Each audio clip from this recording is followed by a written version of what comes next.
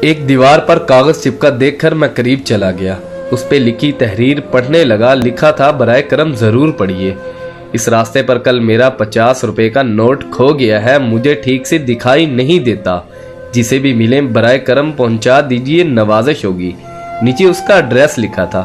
یہ پڑھنے کے بعد مجھے بہت حیرت ہوئی کہ 50 کا نوٹ کسی کے لیے اتنا ضروری ہے، تو اس پتے پر جانے کا ارادہ کیا اور اس گلی میں اس مکان کے دروازے پر آواز لگائی۔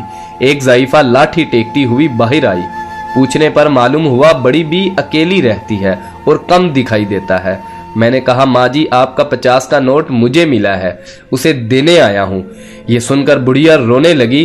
بیٹا، ابھی تک قریب 50 لوگ مجھے 50 کا نوٹ دے گئے ہیں۔ میں ان پڑھ ہوں، ٹھیک سے دکھائی بھی نہیں دیتا، پتہ نہیں کون میری اس حالت کو دیکھ کر میری مدد کرنے کے لیے لکھ کر چلا گیا ہے۔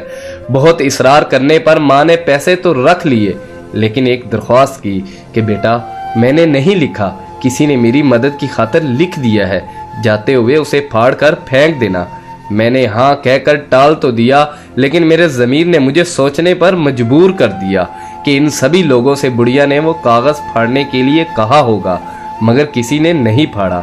زندگی میں ہم کتنے صحیح ہیں، کتنے غلط ہیں، یہ صرف دو ہی جانتے ہیں، ایک اللہ تعالی، دوسرا ہمارا ضمیر۔ میرا دل اس شخص کے بارے میں سوچنے پر مجبور ہو گیا کہ وہ شخص کتنا مخلص ہوگا جس نے بڑھیا کی مدد کا یہ طریقہ تلاش کیا۔ ضرورت مندوں کی امداد کے کئی طریقے ہیں۔ میں نے اس شخص کو دل سے دعائیں دی کہ کسی کی مدد کرنے کے کتنے طریقے ہیں، صرف مدد کرنے کی نیت ہونی چاہیے۔